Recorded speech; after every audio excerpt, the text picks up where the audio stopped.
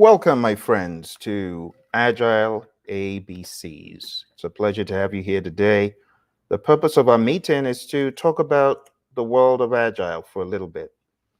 I know lots of you are getting ready for your PMP exam or your maybe even CAPM exam. You need this stuff for CAPM as well, by the way. You know, this is a huge part of the CAPM exam and also the ACP exam. But beyond that, it's also an important aspect of the CSM and the PSM exam. So the main purpose of our meeting today is to break down the world of Agile. What exactly is Agile? Now, to make this worthwhile, I will bring up a whiteboard where I'll share some ideas and images to make this as brain friendly as possible. So, for those of you watching, welcome. What exactly is Agile? If you were going to describe what Agile is for someone, what would you say? I've heard all sorts of definitions.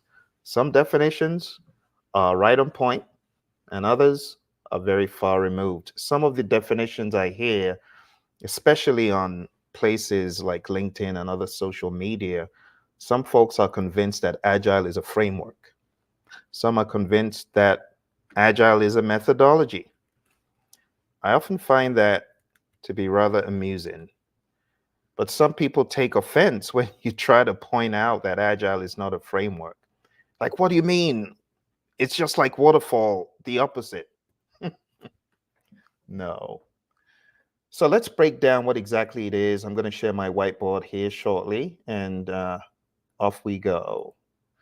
All right. So you hear the term Agile. Agile has an a B, and a C. The A is attitude. As they say, attitude is everything. It's the beginning. Attitude, right? Agile is a posture, it's a philosophy, it's a mindset.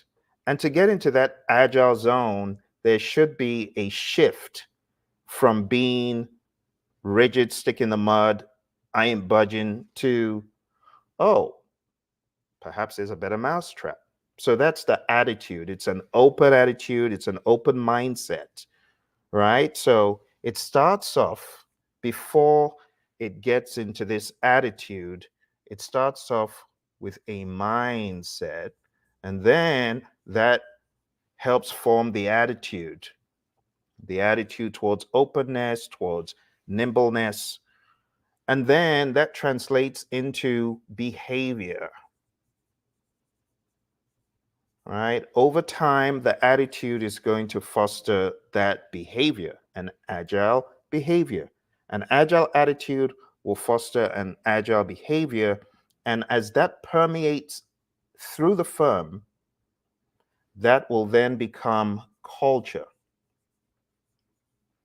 And these are the ABCs.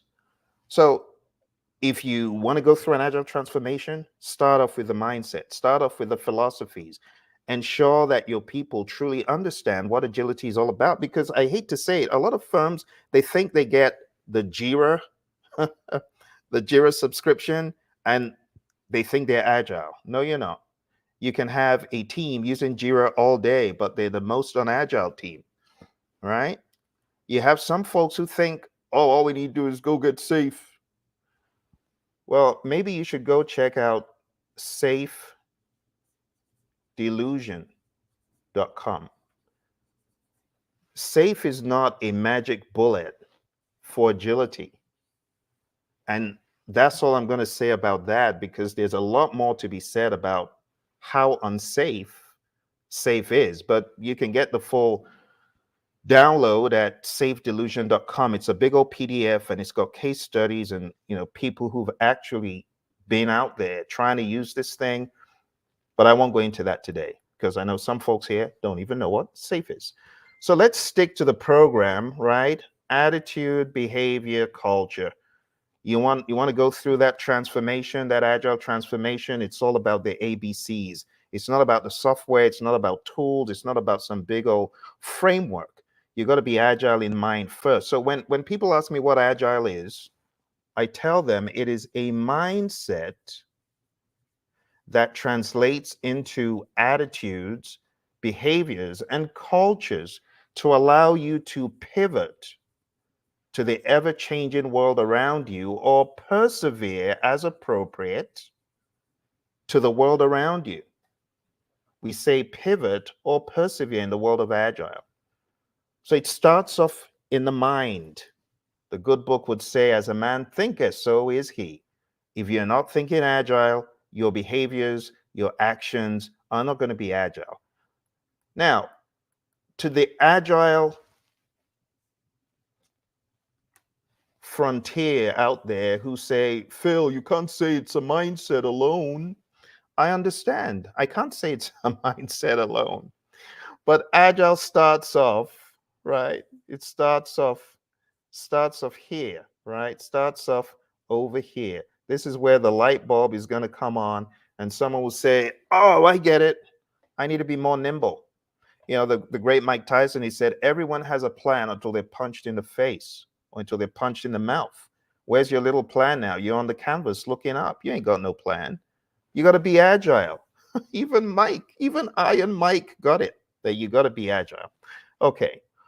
So today I'm going to show you under the hood in the world of Agile, the Agile Manifesto. The Agile Manifesto, you can get this at agilemanifesto.org. And the Agile Manifesto is writings. I call them insights. I just like looking at them as insights, illumination of mind from 17 smart individuals.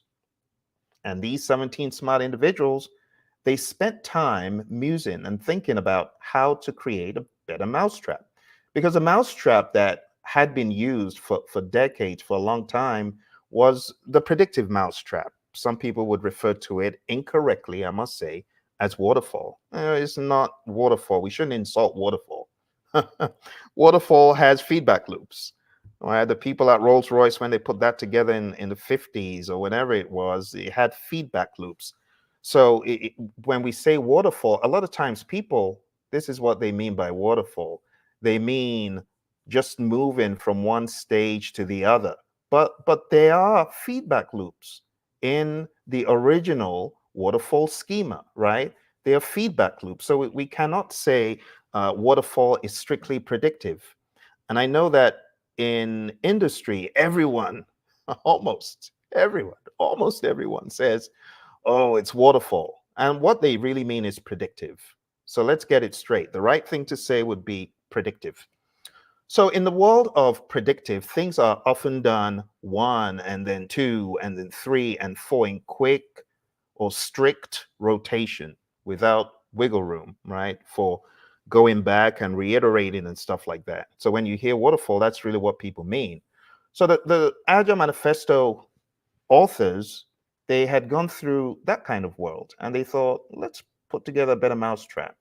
So when you see it on the website, it's called Manifesto for Agile Software Development, but it's gone far beyond software, right? Even though those folks were well versed, they weren't just in software, but software was predominantly where a lot of them were.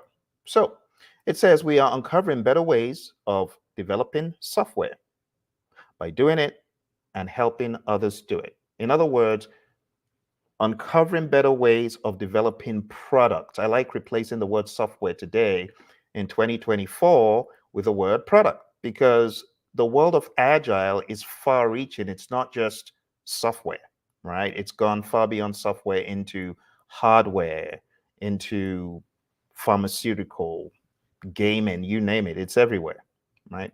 So they came out with a set of values, and I just call them guiding values to just help frame one's thinking about agile. So I call them the guiding values, and they also have 12 principles. So they're 4 values and they're 12 principles. And honestly, all this is a way to unlock your thinking. Okay. So for the newbies who are learning about agile for the first time, I want you to think of it as a state of mind that translates into actions. And through those actions and the practices, we end up getting work done a lot smarter, a lot more efficiently, and we're nimble to respond to the change around us. That is not to say that predictive is bad, because predictive often gets a bad rap and it's demonized. And that is not smart, right? There's nothing wrong with predictive up to a point. If you're trying to force the predictive peg into an agile hole, then you're going to have issues. Your customers are not going to be happy. So there's sensible ways of going about doing work. And I often say, just have an agile mindset. Even if you're doing a predictive project, still have an agile mindset. It's going to pay off at the end of the day. It's been proven. It's been proven in research. All right. So here is the very first Agile Manifesto value. So it says, we're uncovering better ways of developing software by doing it and helping others do it. And through this work, we have come to value. Here's the first one.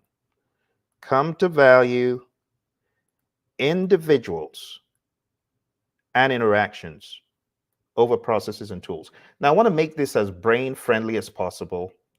And because I want to make it brain-friendly, I will share certain images to help the information stick. This session is really more for people who have never encountered the world of Agile in depth, at least the Agile Manifesto values and principles. So here's your first image. Individuals and interactions over processes and tools. It didn't say individuals and interactions instead of processes and tools. You get that? Because some folks get it wrong. Some people think, oh, those agile people, they're saying, forget about processes and tools. No, that's not what it says. It just says value. See the word? That's the magic word right there, my friends. Value, value, right? Place value. It's like, as a human, what do you value on planet Earth? If there was one thing on planet Earth you needed to survive, what would it be? And I ask this question all the time, and some people say food, but it's not food. You can survive longer with water than with food. So I say, through my being on planet Earth, I've come to value water over food. Now, the running joke is, don't say I don't value food, because I do. I just value water more. You get that? So the idea is a mindset of valuing people and how they interact, people and giving them a forum to discuss, people and allowing them to do what humans do. Humans are great at interacting with each other. It's wired in our DNA. If we give people enough time to interact and to be productive together, then they'll do a lot better job with the processes and tools they're given. Okay? All right, so that is the very first value in the Agile Manifesto. Again, going down to agilemanifesto.org, and you'll be able to download the entire thing. All right, let's go to the second one here. And the second one just says, working software. We've come to value working software over comprehensive documentation. Now, let me ask you this. What do you think comprehensive documentation means, or what do you think it looks like? You know, there's a way of making documentation efficient, and there's a way of making documentation laborious. So there's nothing wrong in documentation. Let's get that straight. But what good is a big old pile of documents if you do not have a working product? Again, it's a value mentality. Value. What do you value? Do you value a broken down jalopy, or do you value a document that is big and redundant? Neither. What you would value is if this was a working product, right? Then you'd be able to use the big old documentation. So again, it's a mind shift, right? focusing on what is important. Working software, working product.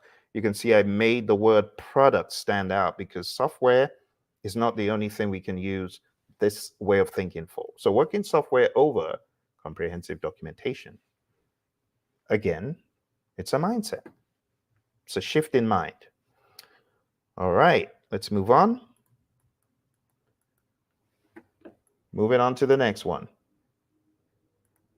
Customer collaboration over contract negotiation.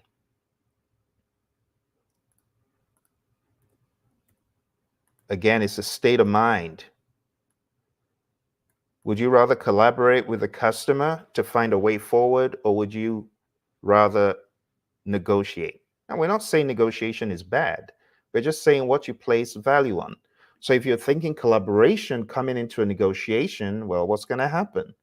You are likely to get further ahead in the negotiation if you come in with the right mindset. Okay? So the comic strip says it all. In negotiations, it's not uncommon to find one party trying to win over another. And they've got these gotcha clauses and the small print. And sad to say, a lot of companies are like this. A lot of companies, they're all out to bamboozle the little guy, get him to sign the dotted line, and then they stiff him at the end of the day. No, that's a very poor mindset. And it's sad that several businesses are like that, but that's not our model. Our model needs to be more humanistic. It's all about collaboration. Let me work with the customer. Imagine going to your favorite Starbucks and ordering, let's say you normally order a number 7. On this particular day, you drive up to the drive-through and there's a slip of tongue and you order a number 3, or that's what they hear. You get to the window and they give you a number 3, and the number 3 is nothing like what you order. You always order something totally different. And instead of them working with you, they're like, no, that's what you ordered. You ordered number 3. Now get out of here. How horrible. But it's amazing that some businesses, that's their model. They don't want to work with the customer. They go by what the contract says. And that's a poor mindset. We don't want to be like that. All right. For those of you just coming, we're taking a look at the Agile Manifesto, the values and the principles, and we're on to value number 4. This is one of my favorites because it is where the quote from Mike Tyson comes in. Everyone has a plan until they're punched in the face. Everyone's talking about what they're going to do until crazy COVID comes on the scene and they're like, oh, I guess we can't build that 10-story structure anymore. I guess it's curtains for us now. No, just respond to the change. Just don't build. Just don't build. Do something else. Pivot to the world around you. That's the idea. So, my friends, responding to change over following a plan. I want to give you a visual for this one. Can you imagine walking by a street of opportunity? Let's say you're on your way to a busy, very important meeting, but then you see opportunity and you're like, no, we got to follow the plan. There's an opportunity for you to make a windfall. No, we're going to follow the plan. There's an opportunity for you to learn what could be life-changing. No, we're going to follow the plan. You see, there are going to be some people are going to be like the guy on the left. The guy on the left sees the opportunity. He's being agile. He seizes the opportunity, dives headfirst into the water of opportunity. But you have the zombie who says, no, I got to follow the plan. I must follow the plan. Now, there's a place for the plan, but there's a place to ditch the plan. There's a place to modify the plan. There's a place to kick out the plan. The problem with a lot of folks is they're not agile, so they miss the opportunity because they're so focused on the plan that at the end of the day, it probably will need to change anyway. So value responding to change. If you were a CEO and you heard that one of your team members bypassed an opportunity for a windfall because they were following a plan for peanuts, how would you feel? A plan for peanuts? You got to be smart. Honestly, so when I think about agile, I just think that's equal to being smart. It's being equal to being smart, right? So those are the four values. We've just looked at the four values. And if you have any questions about any of this, let me know. Again, Agile is a mind shift, it's a mind state, it's a mindset. And let's not get it twisted. When we say mindset, we're not saying your mind is set never to change. It's the opposite. It's a mind state of being nimble. So we're not saying be rigid, it's the opposite. We're saying have a flexible mind. Okay, very good. For those of my friends who are out there, I know some of you are getting ready for this PMP exam, and you're like, well, Phil, this is just the beginning. There's a lot more difficult fish to fry. I understand. I understand. And that's why I've got you covered. For those of you who are getting ready for the PMP or the ACP, which, by the way, will be changing, I won't talk about that right now, but all I'll say is if you want to get ACP certified, now is the time to jump on the wagon, because the exam's going to change and they're going to bring in some other ingredients from the world of DA, disciplined agile. We'll talk about that another day. If you go to the Agile Raw and Uncut podcast, you can hear what my buddy Roy and I have to say about that, about the whole discipline agile thing. But we won't go into that today.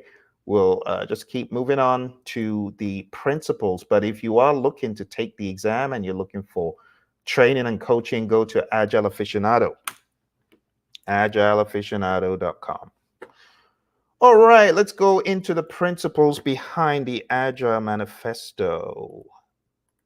The principles. So, what do the principles say? There are 12 principles. And as usual, I will illuminate them with a little bit of imagery, a little bit of color.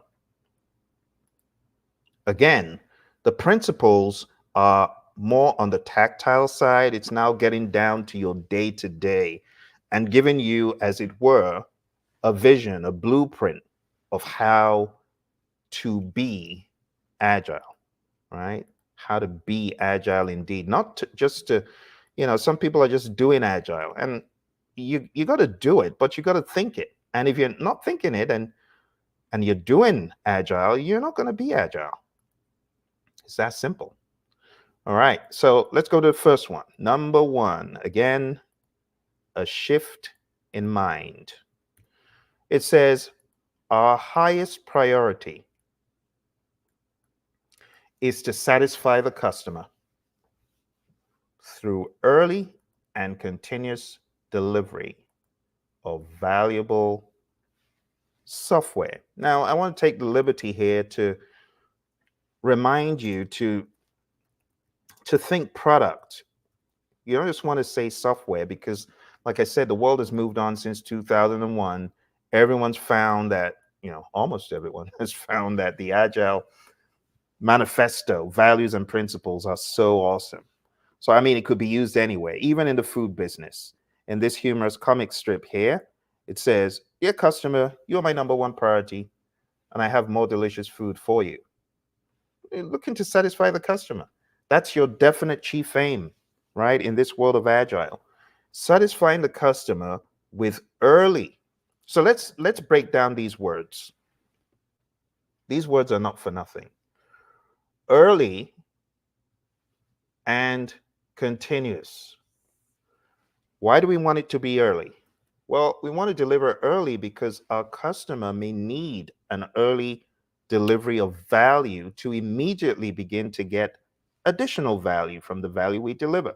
For example, if you're working on a system and you are looking to do all 20 modules, it's not a bad idea, but what if you delivered one module so your customer could begin getting value from that, and you delivered a second module and they are already seeing a difference? They're already tapping into the value instead of waiting to the end of the 12-month project, like some people do in predictive. And maybe there's a reason for that. I don't begrudge those who need to do that, but you always want to be on the lookout. Can we deliver earlier? Could we deliver a piece earlier?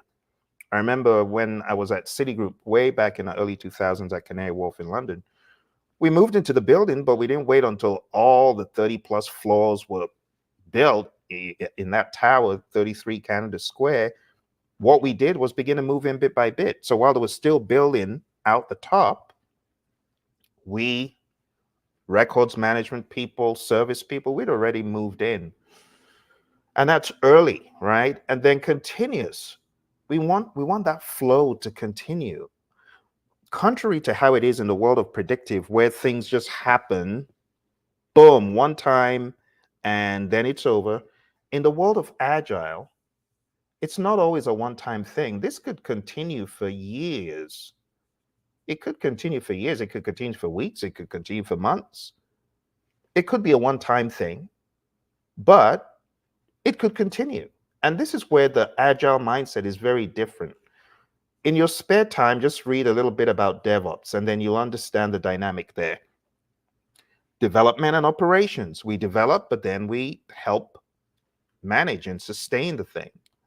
So when we talk about continuous delivery, it shouldn't be strange in this world of agile.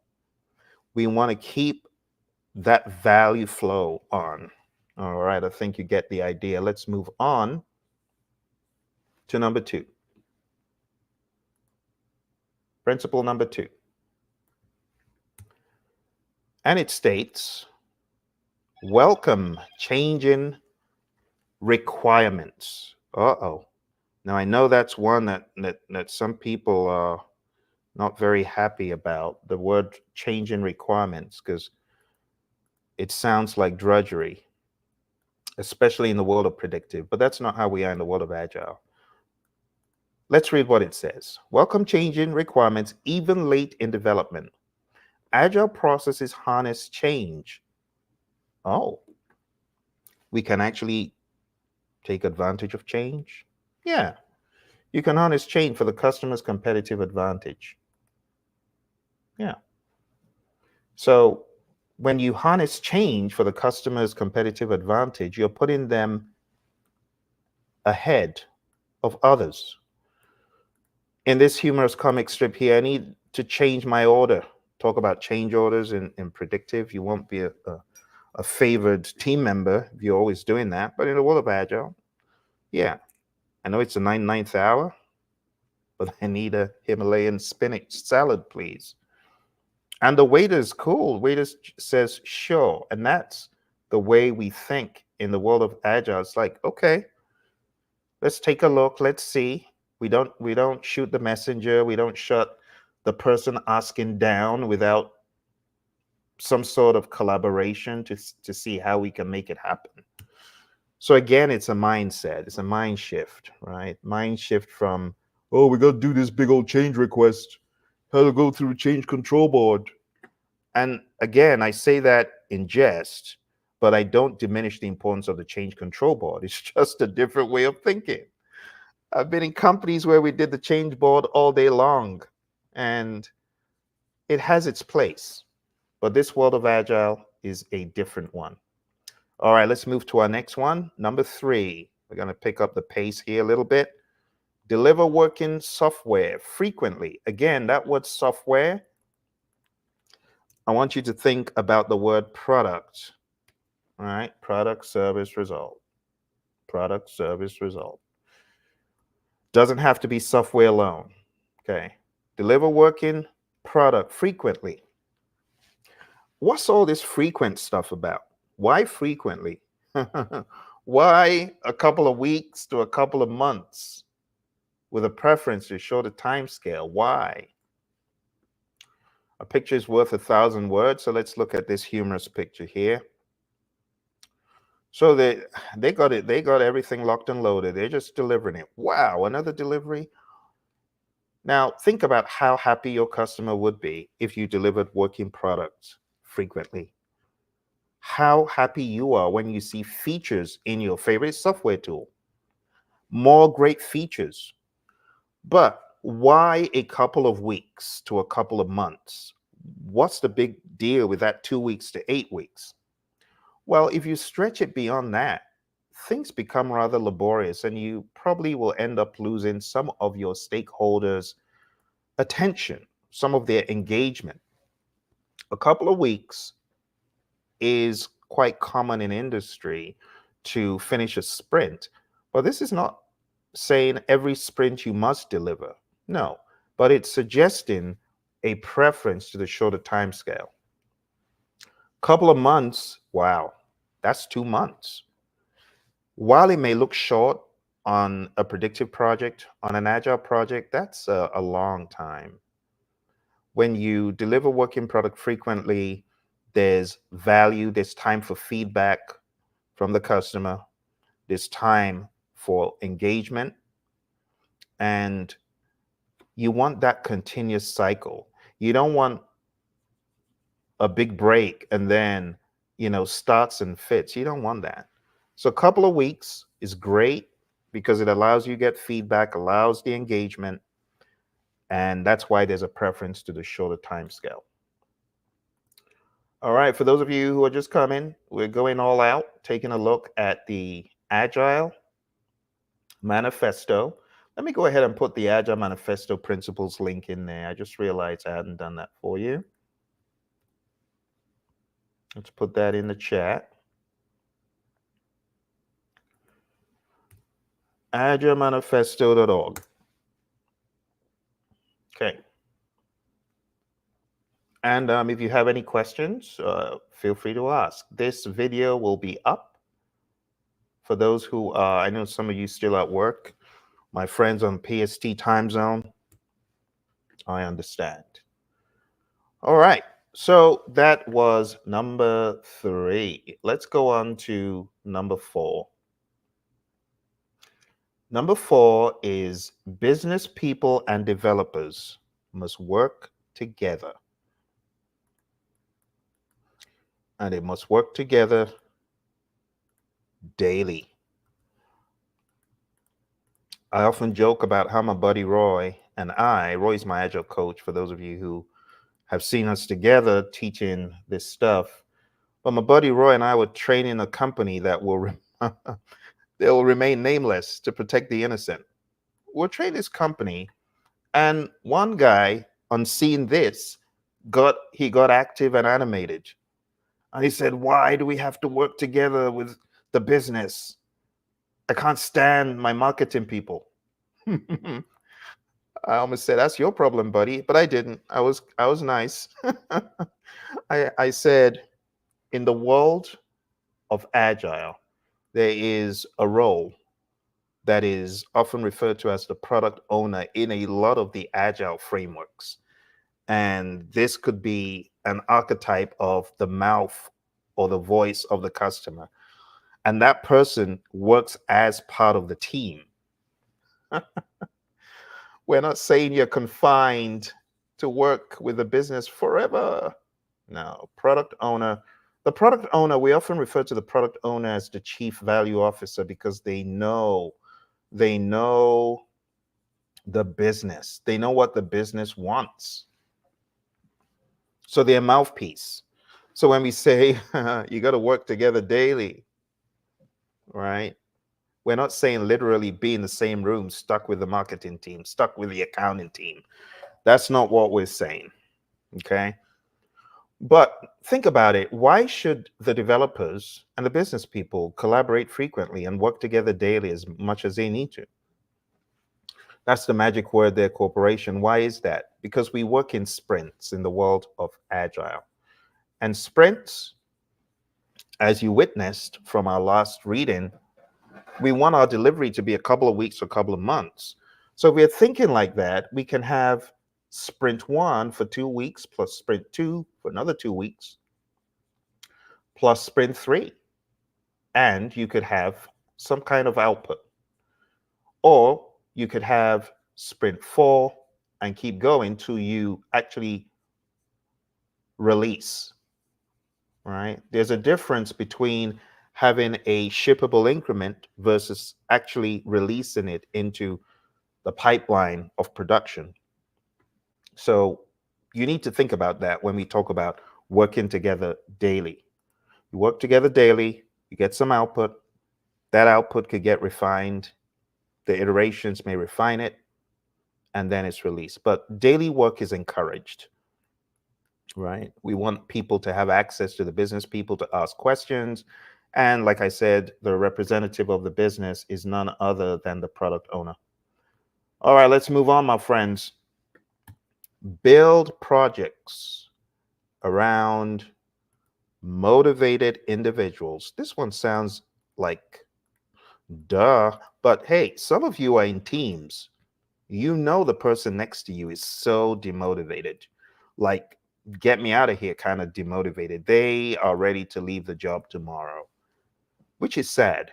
Which is why in the world of Agile, we want to hire adults. We want to hire people that can actually be left alone.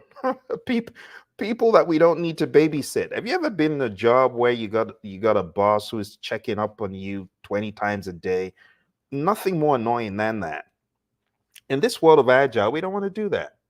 So we want to, as my mentor John Maxwell would say, we want to get the right people on the bus. We want to get the motivated individuals on the bus. And when they're on the bus, we want to put them in the right seats on the bus. And then we give them the environment. We give them the air conditioning. If you've lived in Arizona like I have, you know, the 115, 120-degree temperatures, those aren't good. No, you don't want that. You want it to be air conditioned in the 60s. I know some of you don't like the 60s, too cold. Okay, whatever is good for the team, give them the support they need and trust them. Trust them to get the job done. Like, you don't need to babysit them. Just give them a good environment, give them the nurturing, give them the support, and away you go. Just get out of their way. You become what we call a roadblock remover. You become a servant leader. And that's what we're talking about. Give the team the environment and support they need. You know, one of the saddest things is in some organizations, the way management thinks, they got such a limiting belief that they want to clamp down on the team and restrict their movements. They want to treat them like kindergarten people. They, they want to browbeat them every second possible. And that's just not the Agile mindset, which is why Agile would not work in many draconian organizations, because the organization itself is built on distrust. Distrust of their people is built on carrot and sticks. It's built on theory X instead of theory Y. It's built on Douglas McGregor's theory X, coercion, carrot and sticks. And even when they give bonuses, they give him bonuses because they think people are inherently lazy. They need motivation through bonuses. They're giving the bonuses for the wrong reason.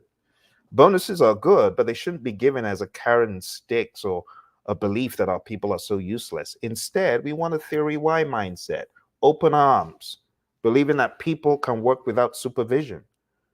So if you're going to talk about Douglas McGregor's theory Y, that's what Agile is all about. Theory X, we call that boss an impediment to the employee's morale.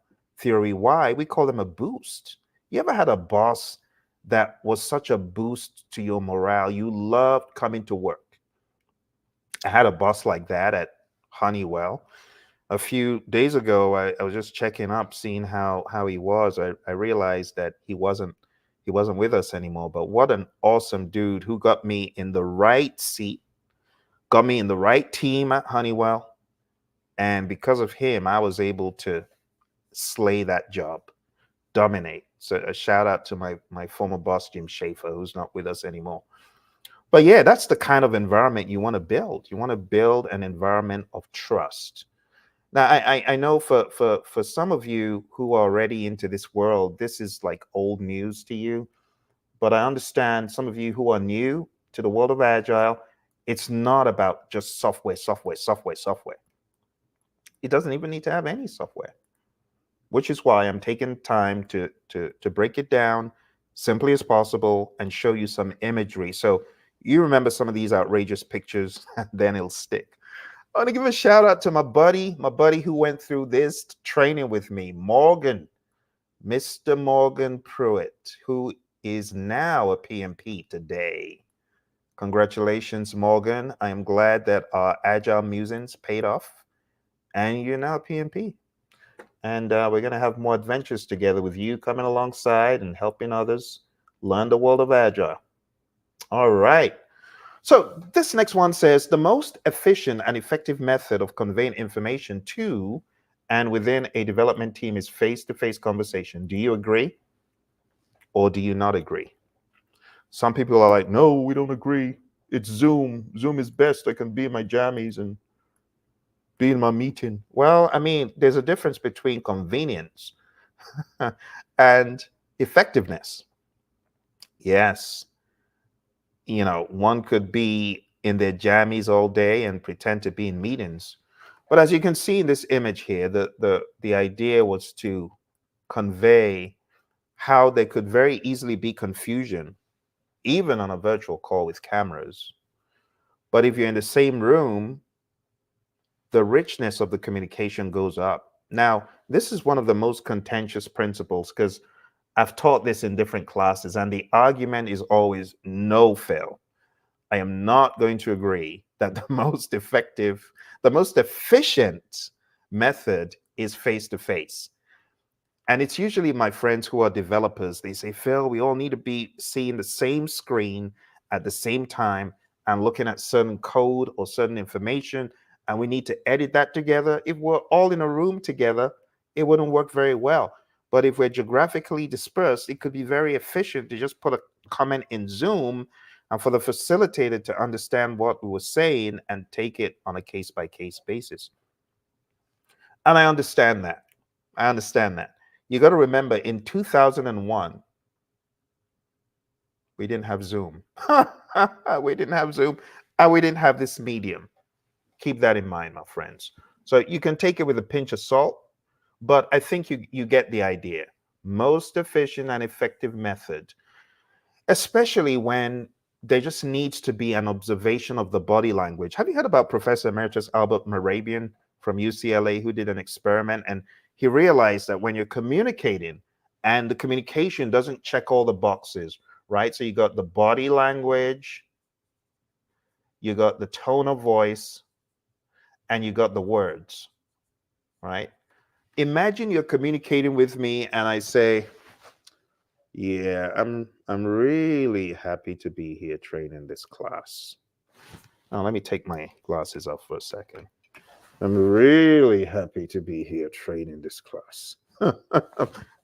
Don't I sound and look happy? So what did you do? You immediately judged my body language, 55%. Boom, you said, nah, that guy doesn't sound happy. He doesn't look happy, right? So you did the tone of voice, that weighed in 38%. And the words, talk is cheap.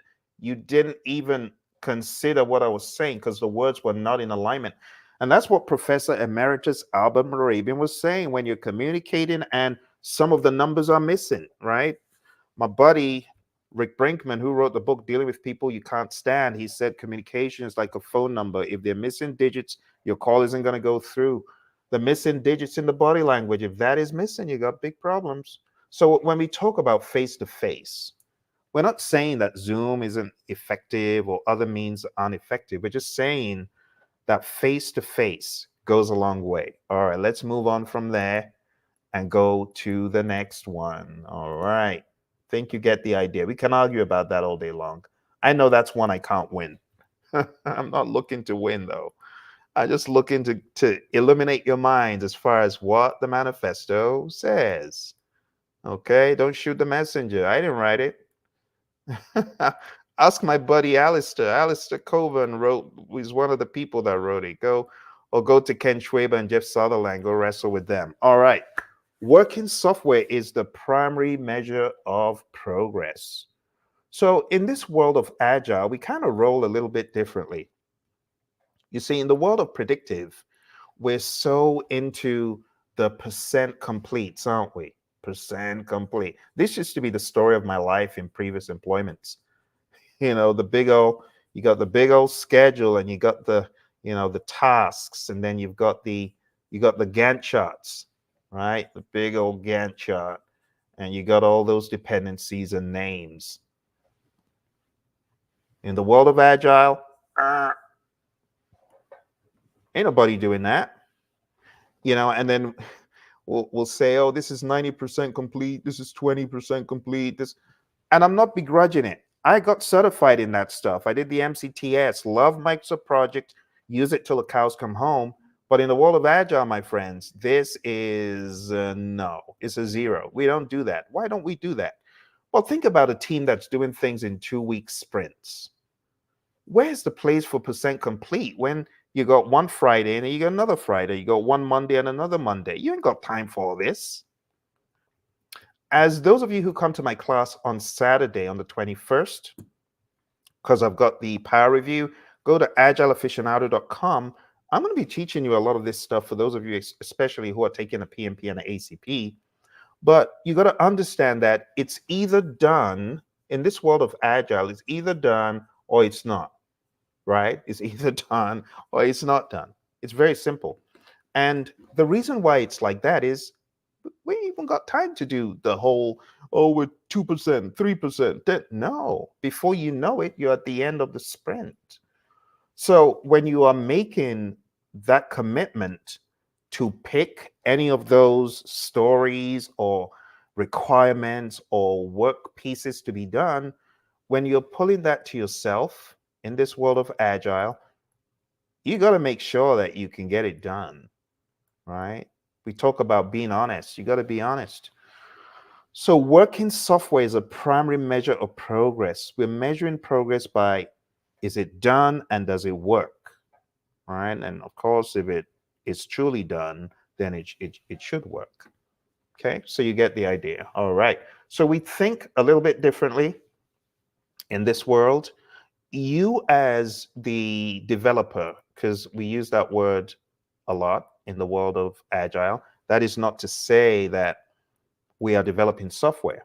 So let's talk about this for a second, because this is a word that is used a lot in the world of Agile. A developer could be a cake baker on a cake baking project. A developer could be a technical writer. A developer could be an artist, could be a graphic artist, could be a doctor, right? Could be in a court of law, could be a lawyer, right? And I've had some lawyers who come through and gotten certified in some of these Agile things. It actually does make work very, very streamlined and better, because if you're in a turbulent world of complexity, you need Agile. Agile was like tailor-made for the world of chaos. When you think about why we need Agile, the case study can be thought of like this. Think about your requirements. Requirements, certainty. If you're certain about requirements, right, you're somewhere up here. If you're not certain about requirements, you're somewhere down here, right? And the recipe to reverse engineer this, we're going to call this requirements uncertainty. So I want you to think counter, right? Requirements uncertainty. If your requirements uncertainty is low, in other words, you are certain, then you're here. Think about technical uncertainty. If in terms of the technicality, you've got a good idea of what you're doing, then you're also here in this region. This is the business case for predictive kind of stuff, because there's very low uncertainty, right? But as you begin to move into higher levels of uncertainty, you find yourself in this region, and ultimately the region of chaos or anarchy. The idea is that if you are in these regions, the more you venture towards these turbulent regions, the more you need Agile. Now, chaos is, there's just no business case for that. That's awful.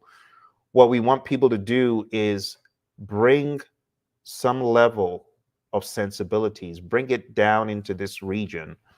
And the way you do that is by tackling the work piecemeal, by doing things more in iterations, and then you can bring things more into a manageable area of what we would call the complex zone. So I would advise, if you haven't taken a look at this model. It's there in our Agile Practice Guide. I'm going to open the Agile Practice Guide for a second. I know some of you have been reading this, and more power to you. If you've been reading it, it's a good thing. This is going to help you understand Agile more. Don't forget, PMI partnered with the Agile Alliance when they wrote this.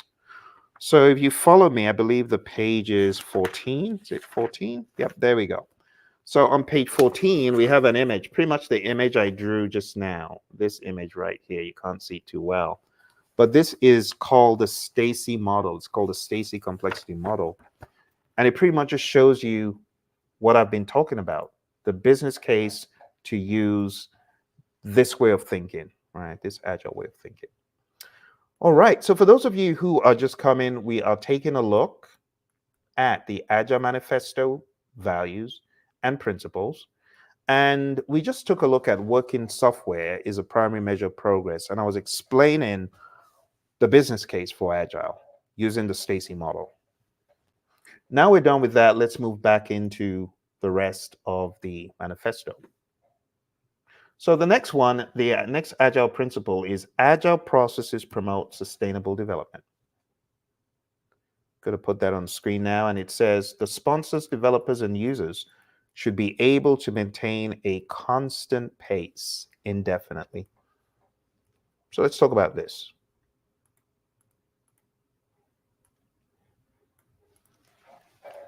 What do we mean by Agile processes promote sustainable development? What we mean is, for the long haul, the developers, the sponsors, and the users should maintain a constant pace. It didn't say a fast pace. Some people incorrectly read this as saying a fast pace. No, sustainable pace.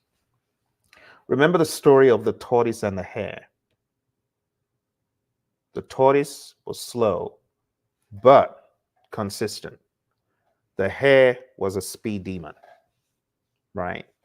And the hare ran out of gas. So in this world of Agile, it's not so much about fast pace, it's about sustainable pace. And it's all because we want to be true to the ideas of using empirical information, empirical data, empiricism. So we're going to go off our track record of the past to predict the future. But if we've got some crazily high amount of work done because we're cramming in tons of overtime, that's not repeatable. That's not sustainable. See, so that's not how we want to think. In the world of Agile, we want to make sure we can sustain our pace. So we promote sustainable development, and we want the users to maintain a constant pace. So if you can work 30 hours a week, that's sustainable. Someone says, Phil, I do 80 hours a week. That's hard. That's actually, is that sustainable? I would say it's not. You're gonna have burnout. So this one, I call this the don't kill the team principle. Don't kill the team. Leave the work for tomorrow. I often tell the story of someone who my buddy Roy knew. It's sad, but this individual had a heart attack and died at work. And they opened for business the next day. It's not worth it. Have some work-life balance. That's all this is saying, pretty much, right? We're very big on work-life balance in the world of Agile. All right, let's move on, my friends. Let's move on to the next one. And this one is all about technical excellence and good design. I really want to make it clear, when you hear the words technical excellence or good design and things like that, it doesn't have to be about software, right? We have designers in the world of architecture. We have designers in the world of interior design. We have designers in the world of art and aesthetics, right? So when we talk about technical excellence, don't immediately think, oh, it's IT again. No, it doesn't have to be IT again. Okay, now, why would this enhance agility? For those of you that have the book written by the Agile Alliance and the PMI, there's an image here that tells a very easy to understand story. And the image looks something like this. You got this bubble, and then you got lean, right? The world of lean. And you have Kanban, and then you have Agile. And then you have the tiny little other frameworks like Scrum, like FDD, like Scrumban. But what can we infer from this? Agile and Kanban are subsets of lean. So the lean movement is part and parcel of how we act and think in an agile environment. Okay. So what do we mean when we say lean? We're talking about continuous improvement. We're talking about a process designed to increase efficiency and horsepower. We're talking about value. We're talking about value stream mapping, topics like the 7 wastes. We're talking about flow. We're talking about pull. We're talking about perfection. And honestly, lean has many influences: leadership, practices and principles around team structures and team process and process visualization, and the whole idea of elimination. That's a big word. We want to eliminate waste. We want to save the team a whole lot of fan cleaning. Design soundly and cut once, and there's not going to be any waste. But if your design is crummy, you're going to cut 1,000 times and have a lot of scrap, a lot of rework. So when you pay attention to being technically excellent and you got a solid design, you are enhancing agility. Great Steve Jobs, rest his soul, he said, design is not what it looks like. Design is not what it feels like. Design is how it works. And you got to take a step back and say, how is this thing going to work? Whether you are writing a book, whether you are preparing a course, whether you are preparing a speech, there are elements of technical excellence in it. And that makes you agile. So contrary to a lot of the thinking that's like, oh, in order to be agile, you gotta do software. That's not true. Not true. Not true. Okay. Let's move on.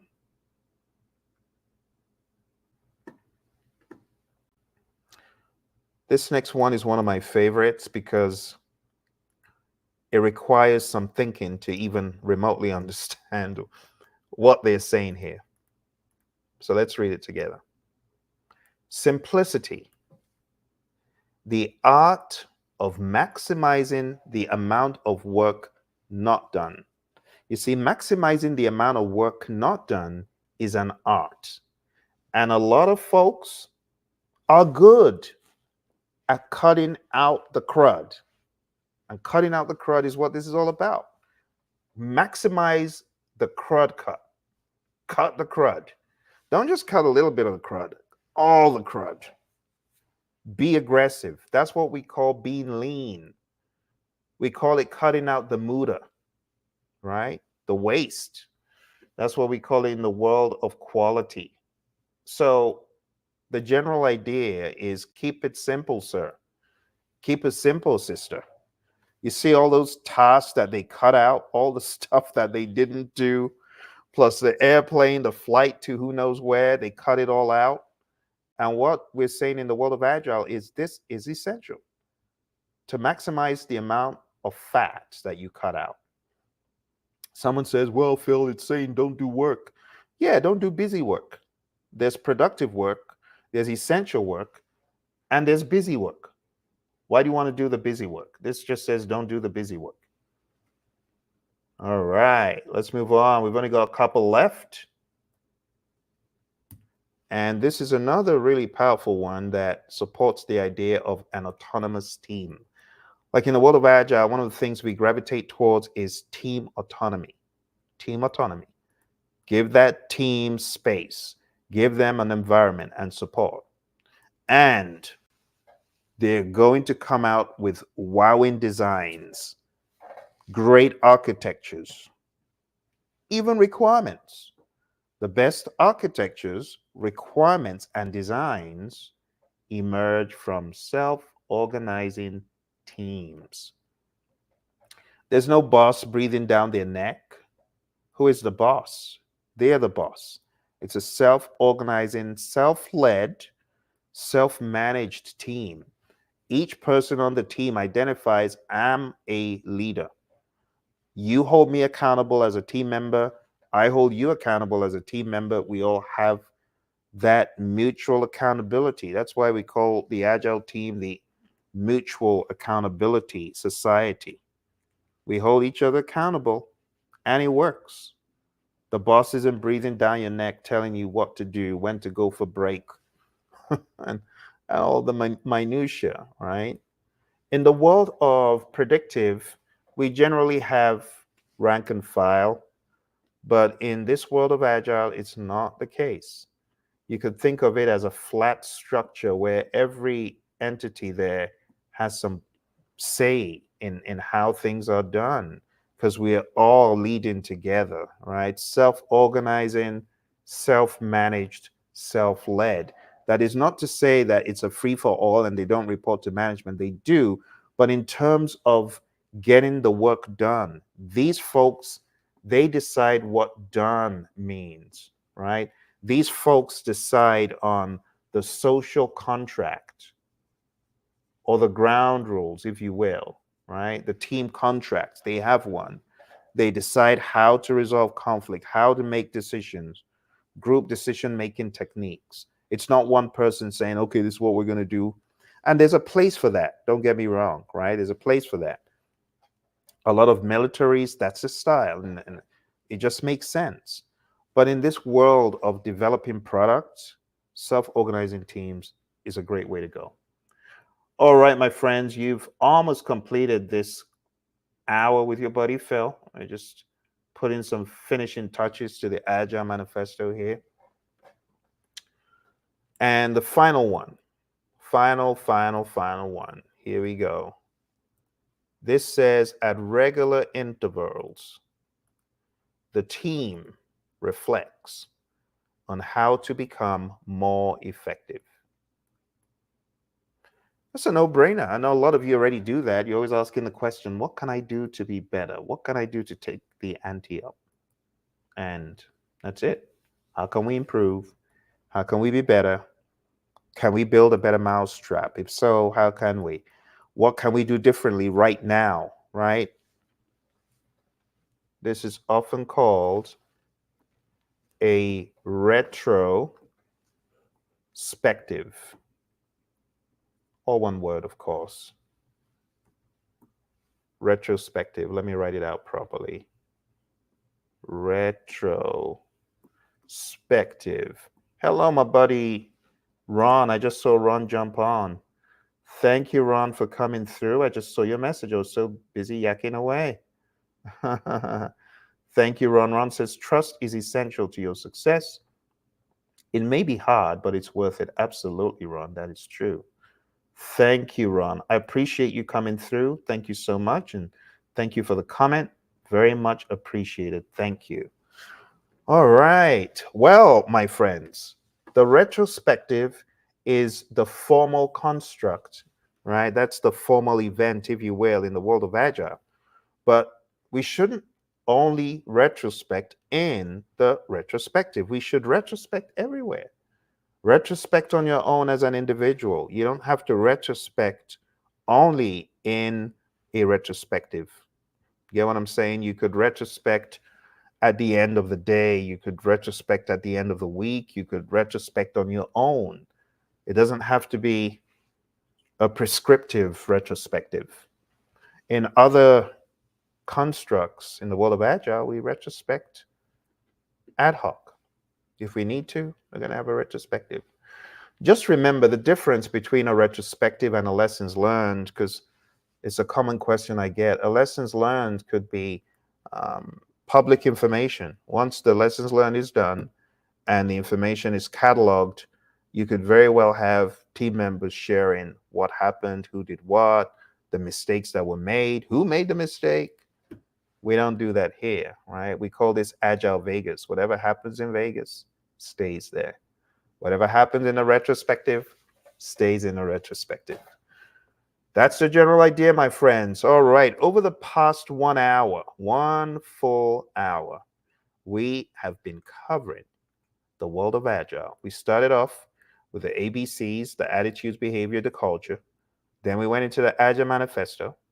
Then we talked about individuals and interactions over processes and tools, working product over comprehensive documentation, customer collaboration over contract negotiation, responding to change over following a plan. Then we got into the fun principles.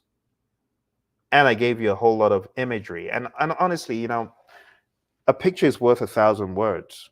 And if I can give you an image that will stick in your head, I know that it will be far reaching. And that's why I'm showing you these images all over again. So our highest priority is to satisfy the customer, welcome changes even late in development, deliver working product frequently. Business people and developers should work together daily, build projects around motivated individuals, face-to-face conversation. We had a discussion on that one. Working products is a primary measure of progress. And then I talked about the Stacy complexity model for a bit. And then we got into agile processes promote sustainable development. Talked about continuous attention to technical excellence and good design. Talked about keeping things simple, simplicity. Cut out the muda. The best architectures, requirements, and designs are from self-organizing teams. And we talked about the retrospective. And you don't have to wait till the retrospective to retrospect. All right, my friends, that's all I have for now. Thank you so much for joining me. I hope you found this helpful, useful. And I am encouraging questions. Thank you, Ron. Thank you very much. If you have any questions, even after the fact, most times I swing by and check on whatever questions come up, and I will answer them even afterwards. Okay? So thank you very much for coming through. Those of you who did, I know a lot of people jumped in and out because of work and all the, after work routine and so on. And I appreciate you coming through. Okay. Thank you all very much. I look forward to having this discussion maybe again sometime soon. Those of you taking the PMP exam, remember the 21st of September, I have the Agile Power Review. This is where we are going to be covering the Agile Practice Guide inside out. It's going to be a half-day boot camp, 4 hours. We're also going to take apart the world of Scrum, get a little bit more into Scrum. I'm going to just give you the Agile mindset, the Agile blueprint that you need specifically for these exams that you are seeing on the screen here. The PMP exam and the ACP exam. Like I said in the beginning, the exam will be changing. Let's do that again. The exam is changing. And when I say the exam, I'm talking about the ACP exam, not the PMP. Don't get nervous. The PMP exam is not changing, but the ACP exam will be changing. And it will only make sense if you start studying in earnest. I know I've got some friends who are interested in this exam, and I haven't broken the news to you, but you probably learned from this video that the exam is changing. Okay, so I encourage you, if you're thinking of taking this exam, strike while the iron is hot. Now's the time to do it. Okay, thank you all very much. I appreciate you, and I look forward to having another discussion about Agile sometime in the future. Until then, you take care and bye for now.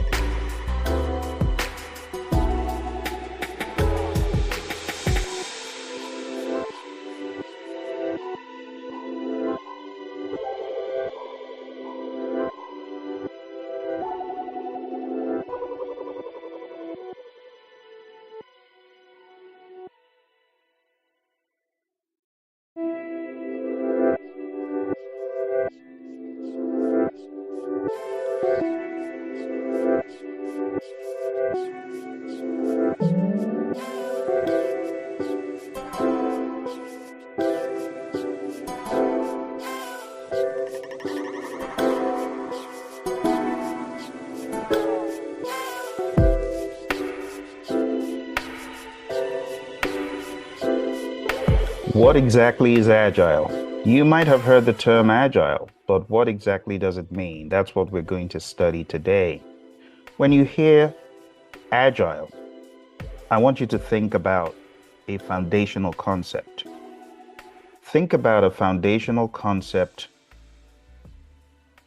of a person being nimble in mind, to be able to make a mind shift, to be able to rapidly move from a current state to a future state, and rapidly and nimbly. The reason why you should be agile is the landscape in the world around you is changing very rapidly. So I often say agile is primarily a mindset, a philosophy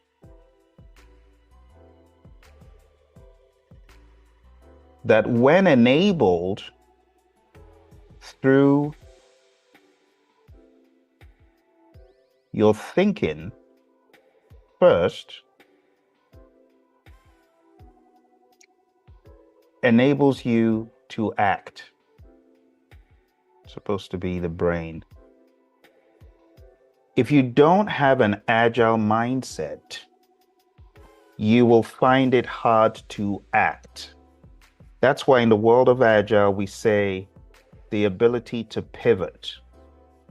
And we often say pivot, in other words, move or persevere. Pivot or persevere, depending on how things are working for you in your current environment. So agile is a mindset that translates into actions. So it's like this. Agile starts off with a mindset. That mindset forms an attitude. That attitude galvanizes into behaviors. And ultimately, we want it to become a culture. We want agile to be a culture. It starts off with the thinking. Agile isn't only about thinking. Agile is also about doing. So the attitude is important. It comes first. The behaviors form through the practicing of that mindset. And ultimately, it just becomes a second nature. So that's the foundation for Agile. Now, Agile, as we know it today, is formed squarely on philosophies. And the earliest documentation of calling these Agile was in the Agile Manifesto back in 2001. And the Agile Manifesto simply states that through the work of carrying out software development projects and other types of projects, the writers said they have come to value people, individuals, and interactions over processes and tools. The processes and tools are good, but if you have a poor mindset, you could have all the tools in the world and still have a crummy team. So our philosophy, a mindset needs to be one of valuing. We're not saying tools and processes are not important, but we have to value the people more than the tools, because the people work the tools, right? If you want the tools to be used at their optimum, work on valuing the people, giving the people a forum to speak and to share ideas. Another one is working software over comprehensive documentation. Remember, we're talking about valuation here. Valuation. We're not saying that documentation is bad. We're just saying we value having a working product over comprehensive documentation. Sometimes the deliverable is documentation. So we're not saying the documentation is bad. We're just talking about what we value most. It didn't say working product instead of documentation, because at times you need the documentation to even know how to work the tool. But it's one of value. If you don't have a working product, your documentation can't help you. If you do have a working product, then the documentation can help you. So again, it's all philosophy, it's all perspective. Moving on here, my friends. Next, we have customer collaboration over contract negotiation. Again, we are talking about value. You got to value the customer. Value the customer and the stakeholders. And when you choose to collaborate over negotiate, it's a good mind state, because when you focus on the value of collaborating with the customer over negotiating and saying, hey, this is what the contract said, so we're not going to do this. Instead of doing that, you want to understand where the customer is coming from. You want to ask the question, how can we get you to your success state? What does that look like? No matter how many times it changes, a mindset needs to be one of openness to that concept. Okay. Next, we have responding to change over following a plan. So what exactly are we saying here? The great Mike Tyson, he says, everyone has a plan until they're punched in the mouth. So we got to value responding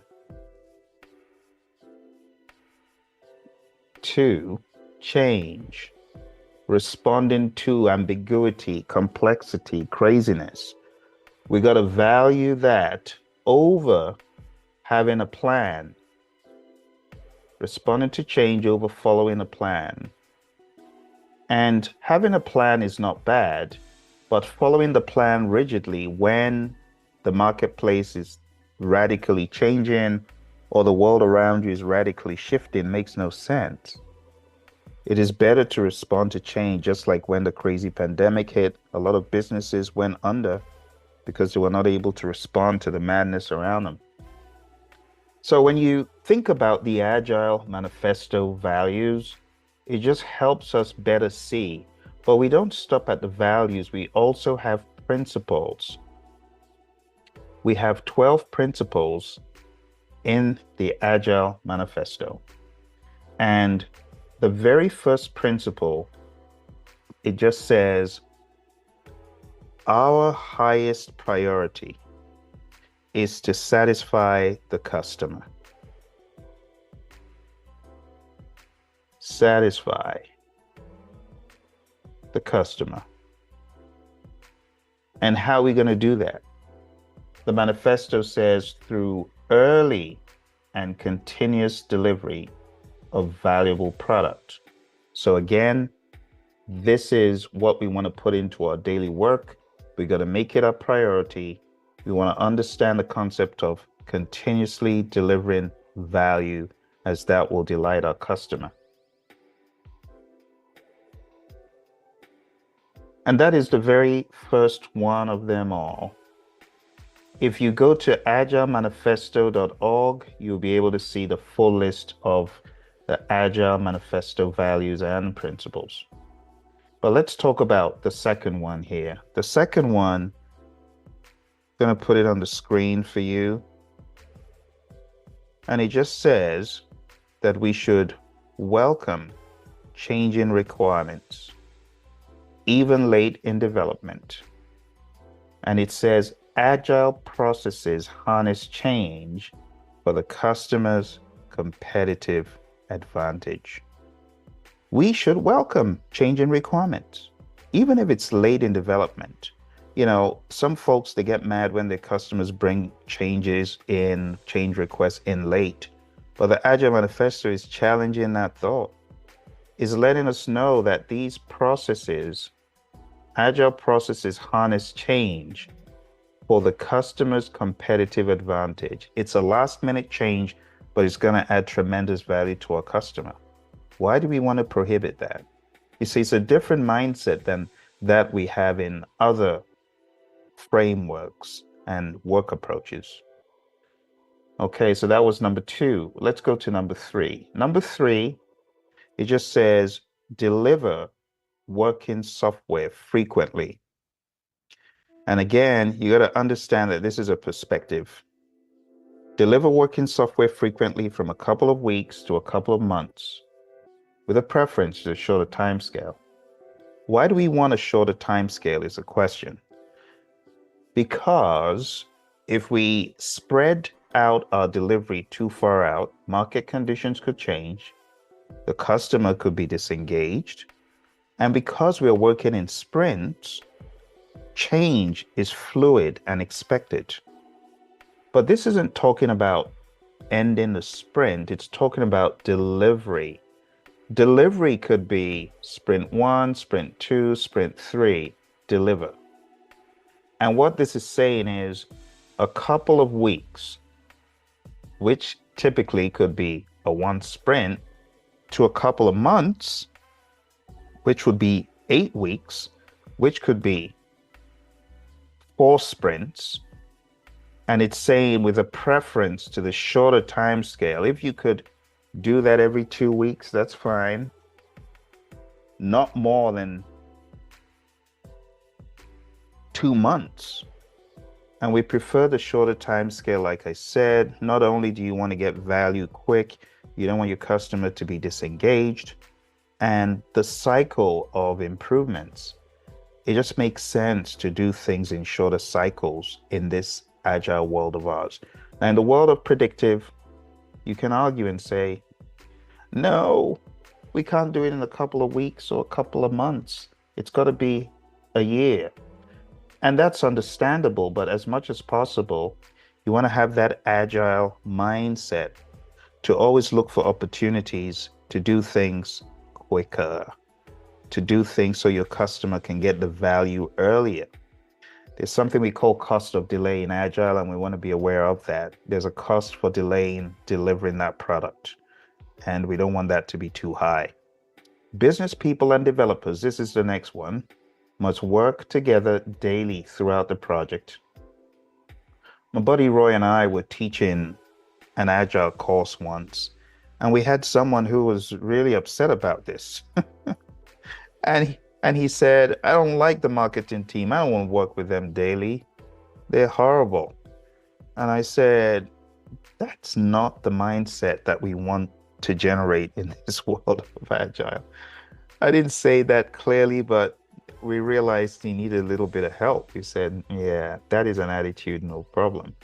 But when we say business people and developers, we kind of laughed and we said the business people being spoken about refers to people on the side of the functional organizational department that have a need. And guess who is their representative? It's a product owner. And the product owner is meant to be part of the team. So it's not like you're in a sentence, a life sentence, to work with people you don't want to. First of all, we must have a positive mental attitude, right? We must be transparent and try to move any obstacles preventing us from working with people. But we want to work together because teamwork makes the dream work. None of us is as smart as all of us, as the saying goes. So it needs to be a mindset of working together to get value done. Okay. So the product owner is the business representative and they communicate the ideas that the business has. And we want to work daily, right, with our product owner. Some teams are very mature and may not need the product owner support uh, as much, but younger teams who are just learning the product and learning the business, they may need more product ownership presence daily. All right. The next Agile Manifesto principle states build projects around motivated individuals. Now, this might sound funny to some people because some people are like, Phil, we of course will build around motivated people. Would you build around an unmotivated person? And I say, yeah, but it's not a no-brainer because some managements they forget that they hired good people, right?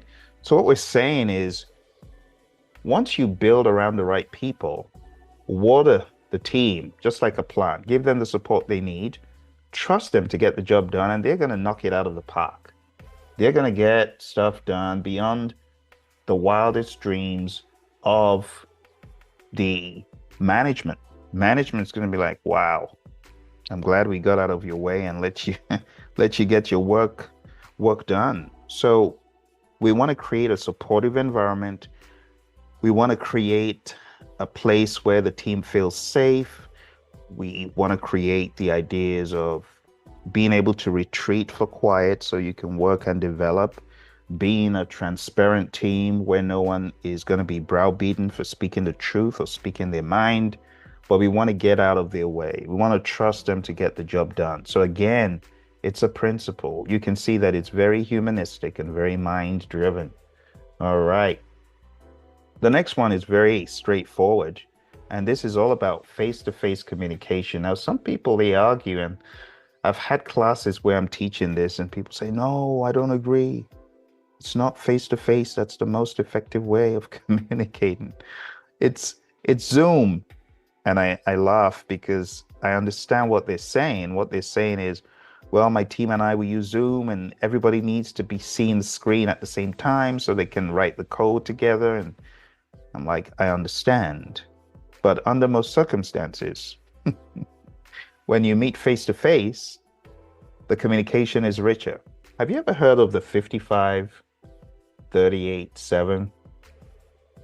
And this is from Professor Emeritus Albert Moravian, where there's high stakes communication and the message between the words, the tone of voice, and the body language is not congruent. People immediately gravitate more to the body language. Body language becomes huge in what people are looking for. Words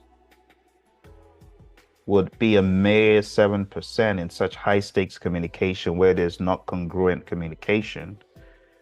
And then the tone of voice in situations where there's no congruence and it's high stakes communication, 38% will be the tone of voice.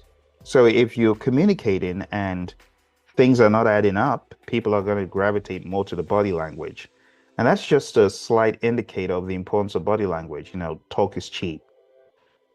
Action speaks louder than words. Body language. You could be saying, I love you, but you got a frown on your face and your arms are folded and your fists curled into a tight ball. You run from that person no matter what they're saying.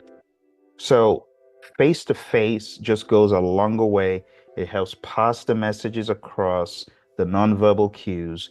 And in some circumstances, I understand Zoom and conference calls and so on. Some people might find those more helpful, but under most circumstances, we're talking about the efficient and effective method that people should gravitate towards is face to face. It's so content rich. But anyway, let's move on from that and let's move on to the next one. And the next one, it simply says, a working product is a primary measure of progress in this world of Agile. It's all about what have you accomplished? Is it done? Not percent complete. Because if it's not done in this world of Agile, if it's not done, it ain't done. It ain't done. And this is the primary measure for our progress in Agile because, we do things in these 2-week sprints. And if in a 2-week sprint, the work isn't finished, it's not done, nobody cares that you are 99% done. This means nothing in the world of Agile. We don't do percent completes. It's either done or it's not done, right? And that's why at the beginning of every sprint, we commit to undertaking a certain amount of work with a view to getting it done. So the question isn't what percent complete are you in this world of Agile? It's, are you done? And sometimes we have to clarify, are you done? Not just, I wrote the code. Well, has it been peer reviewed? Has it been tested? Has it been unit tested? And so on and so forth. All right. I hope this stuff is making sense to you so far. If it is, do me a favor, smash the like button. And if you have any comments about the Agile Manifesto or questions, feel free to drop them below. All right, let's move on to the next one. Next one states, Agile processes promote sustainable development. The sponsors, developers, and users should be able to maintain a constant pace indefinitely. Note the word. This is a tricky one because some people will see a totally different word. I want you to see the word here. The word is constant pace. Constant pace. That's the word. That's the magic word, constant. It didn't say fast. Not fast. It's possible to have a constant fast pace, but it didn't say fast pace, it said constant. And constant could be medium, it could be slow, it could be fast. So what are we saying? We're saying that when you commit to doing work as a team, don't be a speed demon. Don't try to bite off more than you can chew. I just call this the don't kill the team principle. And the don't kill the team principle means let the team work at a pace they can sustain, realistically speaking.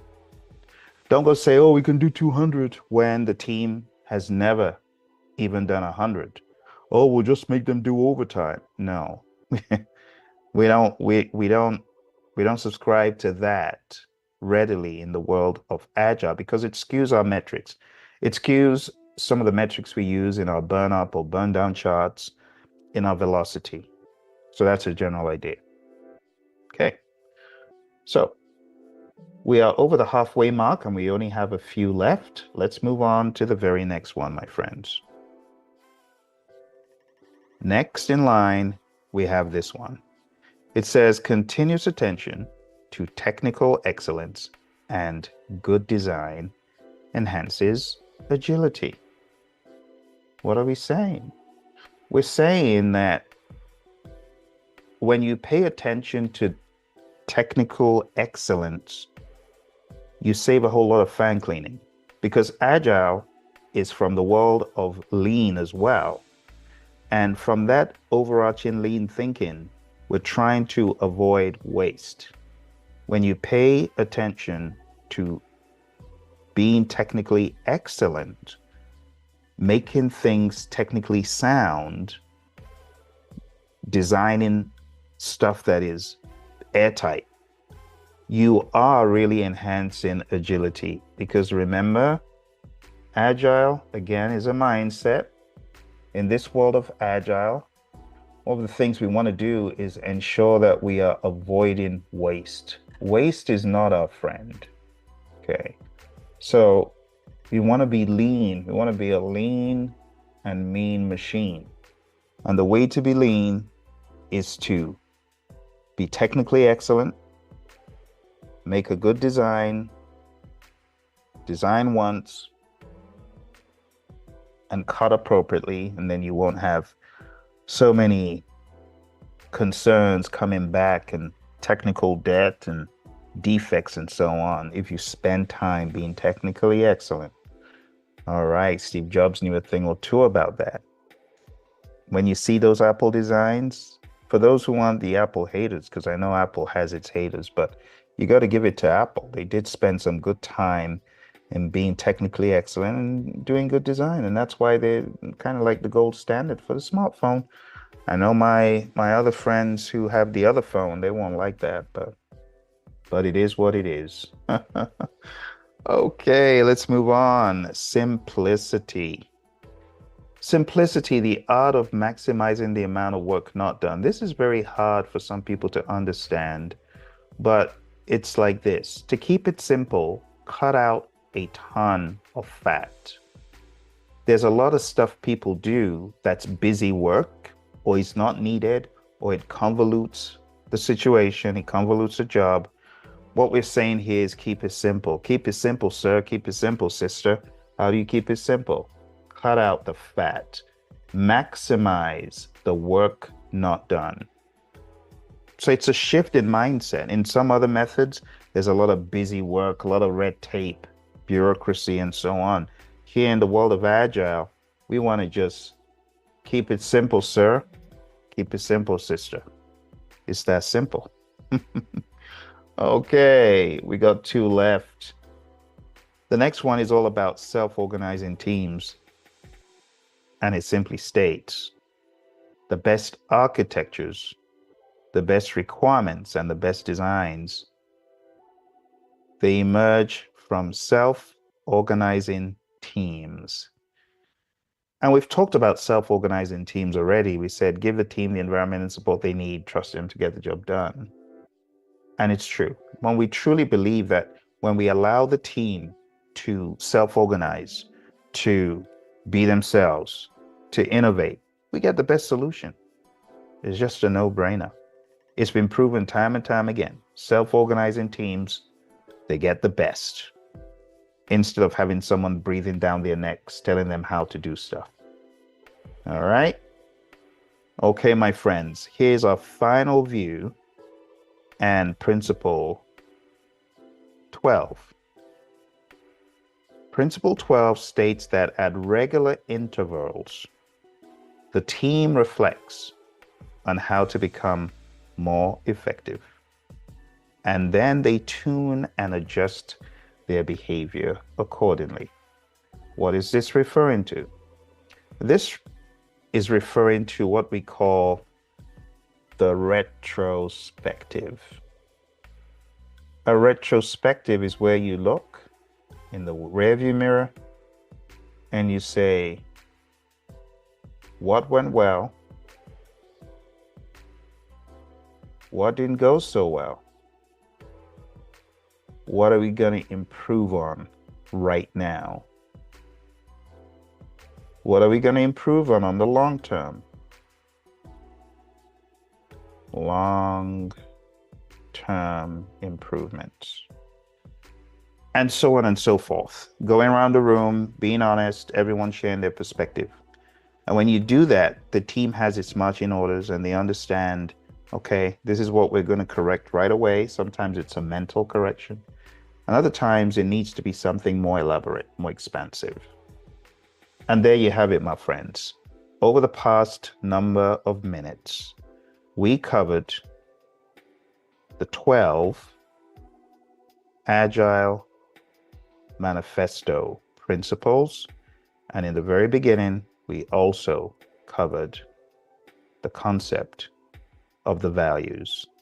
So I said Agile is a mind state, it's a mindset. We talked about individuals and interactions over processes and tools, valuing working product, valuing collaboration, valuing responding to change. And then in the principles, we talked about welcoming change in requirements. We talked about the highest priority, first of all. That was the number one thing we talked about. And there's a reason why this is number one, because it's our highest priority to satisfy the customer. Then we talked about welcoming change in requirements, delivering working product frequently from a couple of weeks to a couple of months. We talked about business people working together with the developers. We talked about building projects around a motivated team, talked about face-to-face conversation being important, working software being the primary measure of progress, agile processes promoting sustainable development, talked about being a lean and mean machine with technical excellence and good design, talked about keep it simple, sister, and talked about the best architectures, requirements, and designs coming from self-organizing teams. And then we talked about the retrospective. Well, there you have it, my friends. I hope you found value from this. If you did, do smash the like button, subscribe, and I'll see you again in another video. And whether you're taking, the CSM, this stuff is valuable for all the Agile certifications, CSM, PSM, ACP, so on and so forth. This is the foundation. Thank you very much. I'll see you soon. Bye for now.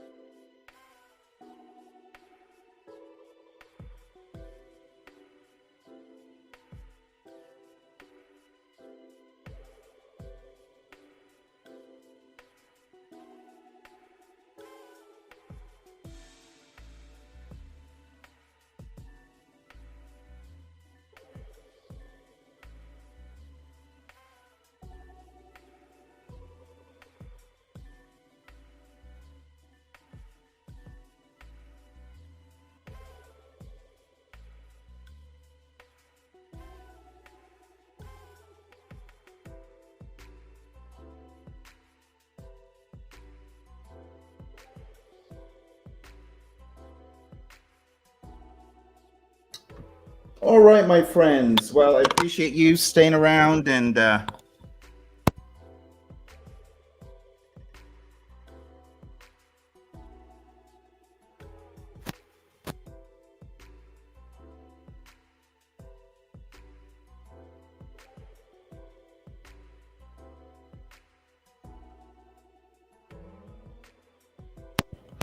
we're going to be having the Agile Immersion, where we're taking a look at the PMP and the ACP content for those people who need to get their Agile buttoned down.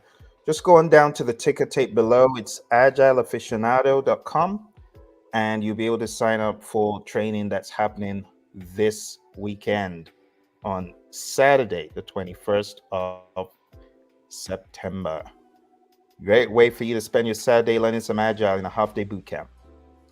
All right, my friends, thank you very much for joining. I'll talk to you soon. Bye for now.